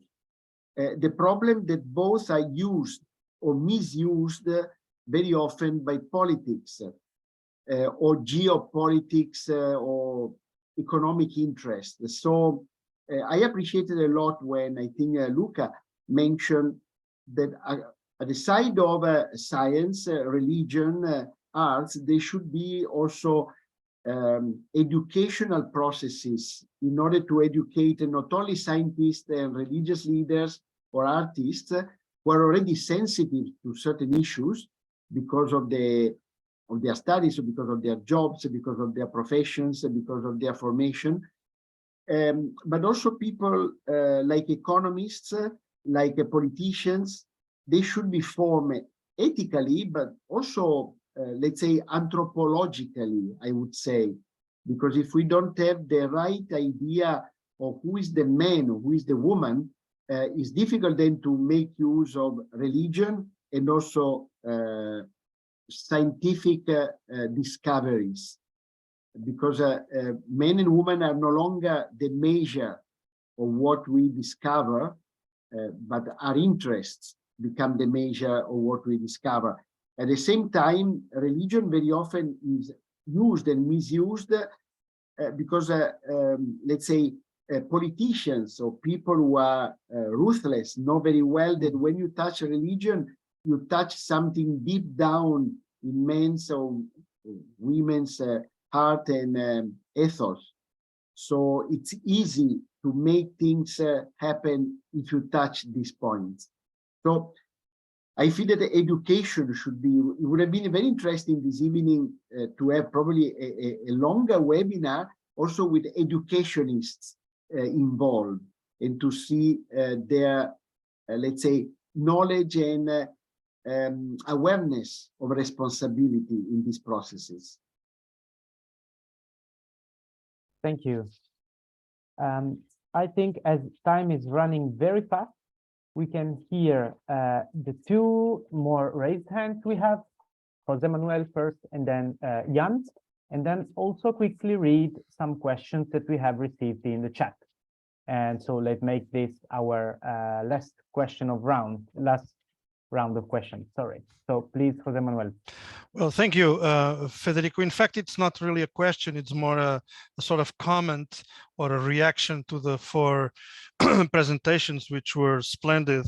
And the feeling I get is that we are dealing with domains of dispute, either talking about science or about religion or about art. What we are facing are always terrains or domains of dispute, which can be mobilized either for aggression and violence, or for the contrary, which is the establishment of articulations and dialogues that promote peace. So it's always like this. It has always been like this, and I suppose that this makes choices, political choices, and also personal choices, like the ones that Inbal has talked about in her personal trajectory, so enriching.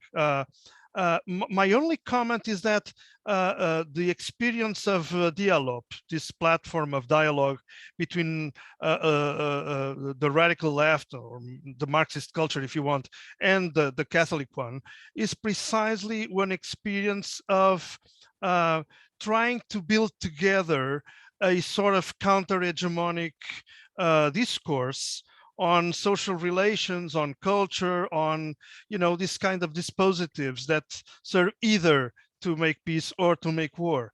And what I would like to emphasize is precisely that in doing this kind of processes, in engaging with either the violent path or the peaceful path, we have to choose allies.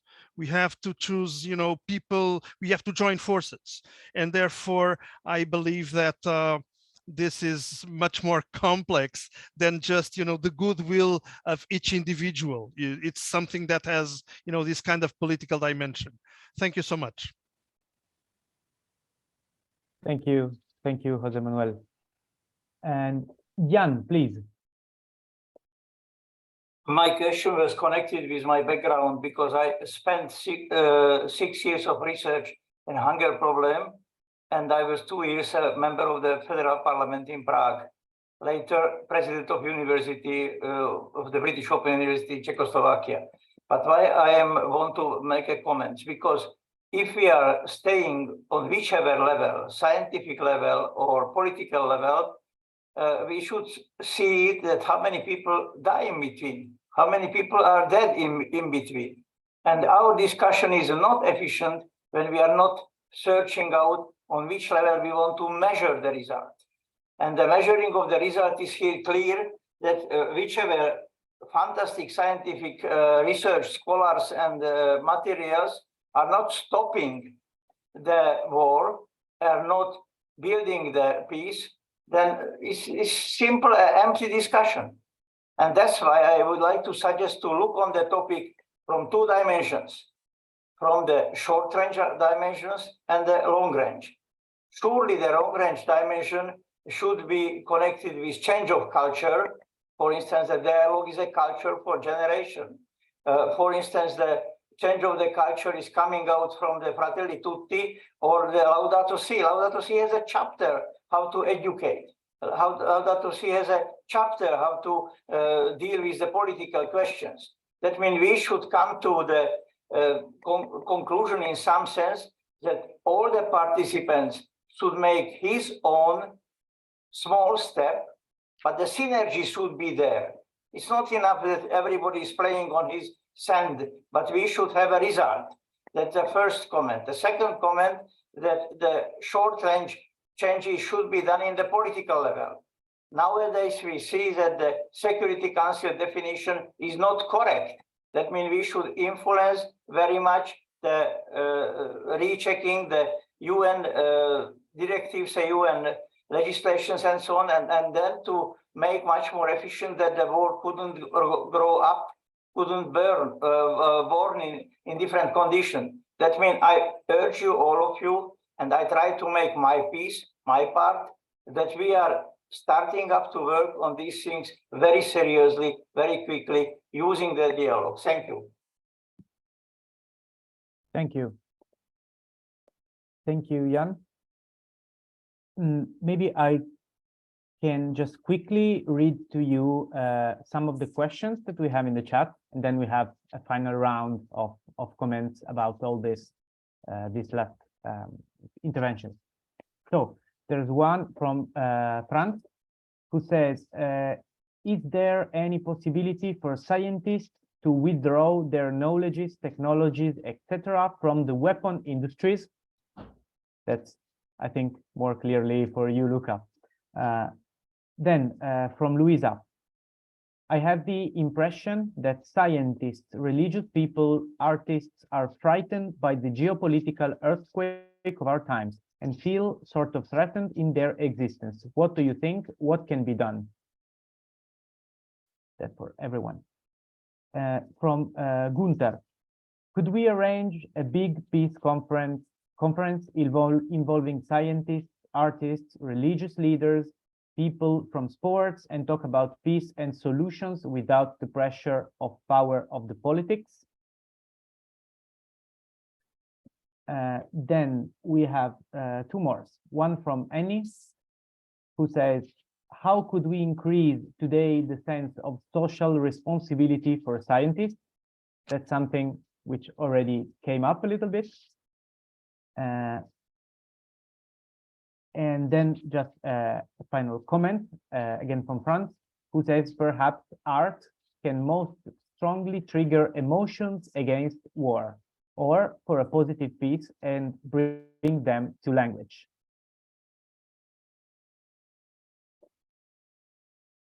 So maybe we can make a final round, just a quick word from each of you to conclude this very interesting discussion in the order you prefer, of course. Okay, I start because I have been called by one of the questions. Well, first of all, I'd like to thank Jan for his call to a change of culture. Jan, I will publish a paper on a magazine, you know it, Nuova Umanità in Italian, sorry for this. And the title of the paper is why we do need a cultural revolution. And the line of the paper are according to Laudato Si, and the emergency I treat is more the climate emergency, but as we have seen, climate emergency is not that far from nuclear war emergency. They are quite similar. The question of France, it's practically impossible to withdraw the discovery you have made. Once you had demonstrated that nuclear fission is possible, everybody knows it. Once you have demonstrated that a nuclear bomb is possible to make, how you can withdraw it? You sell your knowledge, you make agreements with the companies, you make patents, and you are paid for patents, and you sell the intellectual property, IP, we say. So unfortunately, I cannot see any way to withdraw it. The question of Luisa was about if we are frightened. For sure, we are frightened, but not only for scientists or artists, but for mankind. And let me say that the idea of emotion is very important, because we know the problem of climate change. Just to give an example, we know that we have plenty of nuclear weapons in our world, but we do not act. We have to bring this communication probably to the emotional level in order to be stricken by this. Otherwise, we do not act. We know, but we do not act. We know, but we do not know, in fact. Peace conference. Well, a nice dream. A nice dream. We should bring all society together, probably, and we should collaborate also with other institutions. For instance, for physicists, the organization I mentioned, PUGWASH, Bulletin of Atomic Scientists, and so on.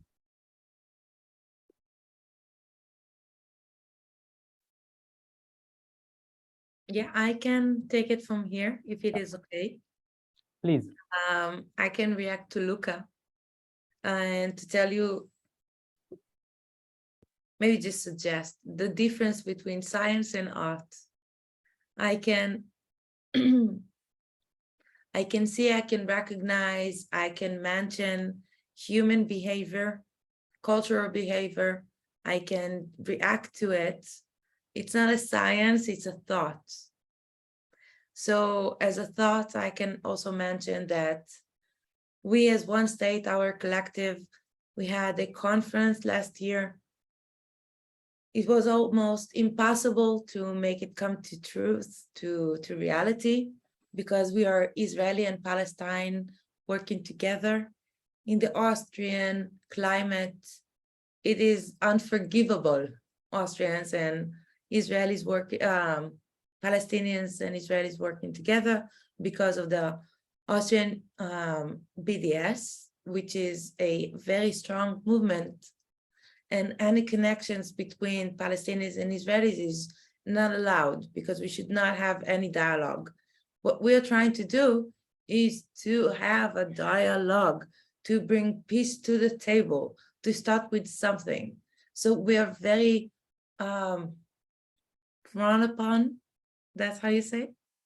But our conference last winter, was a success, because we could have a discussion about peace, but possibility for a better future, but how we take this situation. And I am saying that as I'm sitting in Tel Aviv after these past few days that we had attacks both in the north and in the south, in Gaza, in Syria, in Lebanon. This is a state of current never-ending war.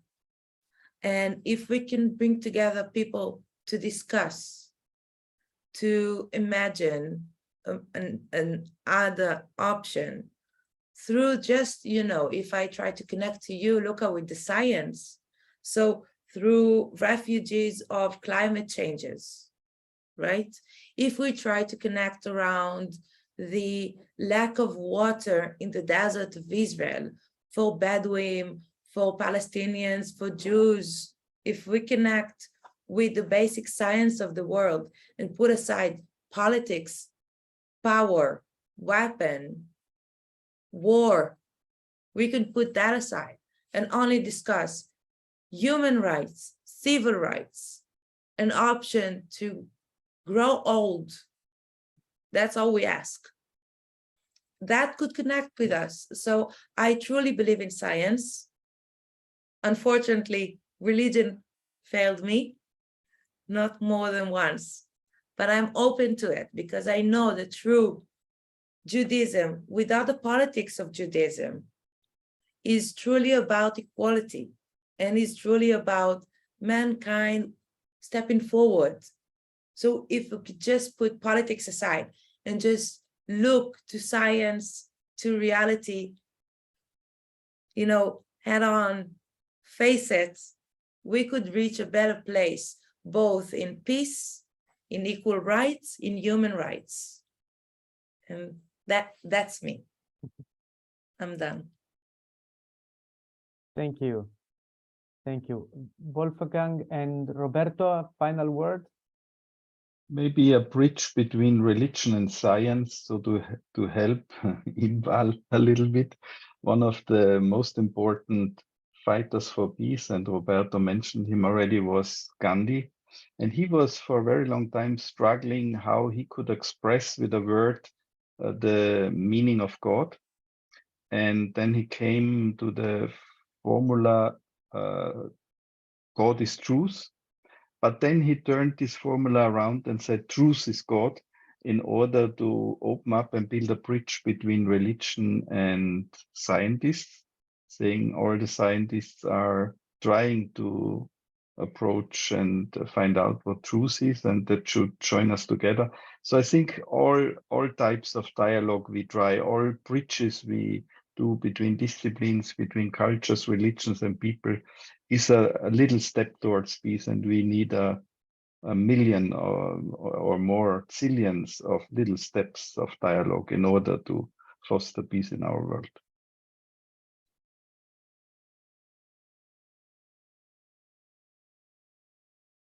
You're on mute, Roberto, sorry. Sorry. Just a very short concluding consideration. I would encourage, apart from whatever has been said so far that I fully support and vouch for, but I would encourage moments like the one we have lived this evening, because definitely we 40, 50 people were present, gain a lot of awareness from a webinar like the one of this evening, and also interaction from different contexts, because we are quite diversified here. So apart from whatever has been said, which I found very meaningful, I also would continue with webinars of this kind, probably changing not only the speakers, but also the topics, and trying to put issues together as much as been done this evening. 4 domains, 4 different domains interacting makes the discussion very interesting, and the awareness a real formation process. So thank you so much also for everyone contribution. I personally gained a lot this evening. Thank you. So as we are already way behind our schedule, I can just thank all of you, our 4 speakers, of course, all of you that have listened, those who have intervened, who have posed questions and reflections. Thank you. It's been very enriching 2 hours. And let's stay in touch by the website dialog.eu. You can also find it in the chat. and where we will also upload the video of tonight. And so let's keep in touch by that. Thank you. Oh, yeah, here's the link. Thank you once again. Good night, and see you maybe in the next webinar. Thank you, Dial-Up, and thank you, Transform Europe. Good night. Thank you. Bye-bye. Bye. See you soon.